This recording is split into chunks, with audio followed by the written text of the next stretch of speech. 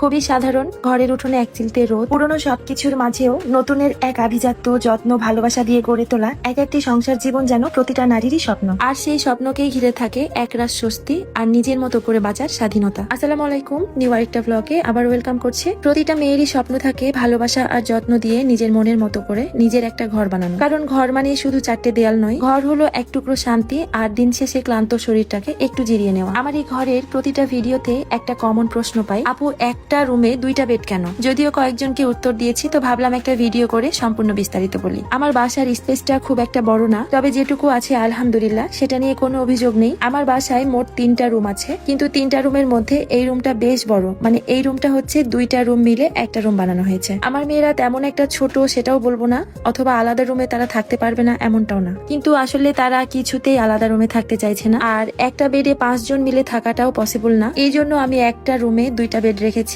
আর আমার রুমটা যেহেতু বড়, 2টা বেড তার সাথে আরো কিছু ফার্নিচার রাখার পরেও এখনো অনেক স্পেস আছে। তাদেরকে অনেকবার বলা হয়েছে, তারপরেও তারা কিছুতেই রাজি হচ্ছে না। মা হিসেবে শুধুমাত্র বলা ছাড়া এর চেয়ে মেন্টালি প্রেশার আর দিতে পারছি না আমার বাচ্চাদের। এই যে না বলতে পারার পেছনেও একটা গল্প আছে, আমার ছোটবেলার গল্প। অন্য একটা ভিডিওতে বলার চেষ্টা করব যদি মনে থাকে। আরো কিছু কমন প্রশ্ন আছে আপনাদের, যেগুলো উত্তর দেওয়া এক ভিডিওতে সম্ভব না, তো আমি চেষ্টা করব এক এক করে ভিডিওর মাধ্যমে সব উত্তর দেওয়ার। বড় মেয়ের পরীক্ষা গতকাল শেষ হয়ে গিয়েছে, আজকে ওর ছুটির দিন ছিল, তো বললো আম্মু আমাকে খোলা জালি পিঠা বানিয়ে দাও ডিম দিয়ে। আমি অনেকের ভ্লগে দেখেছি খোলা জালি পিঠা কাস্ট আয়রনের প্যানে বানাতে, কিন্তু আমার নিজের কাছে জানি না কেন ননস্টিকের প্যানে এই খোলা জালি পিঠাটা খুব ভালো হয়। আর আরো একটা টিপস আপনাদের সাথে শেয়ার করি, হাত দিয়ে খোলা জালি পিঠা করার চেয়ে এভাবে বোতলের মুখকে ফুটো করে খোলা জালি পিঠা করলে বেশি সুবিধা হয়। প্রথমে চালের আটাকে গুলে পাতলা করে বোতলে ভরে নিতে হবে। নিজের ইচ্ছে মতো একটা শেপ দিয়ে উপরে ডিম, ধনেপাতা, কাঁচামরিচ আর লবণ ছড়িয়ে দিলাম। এপিট ওপিট করে লাল লাল করে ভেজে নিতে হবে। তবে হ্যাঁ, কেউ যদি একটু শক্ত বা মুচমুচে খেতে চাই তাহলে তেল ব্রাশ করতে হবে না, নর্মালি বানাতে হবে। যেহেতু আমার মেয়েরা একটু নরম পছন্দ করে, তাই আমি তেল ব্রাশ করে আজকে বানিয়েছি।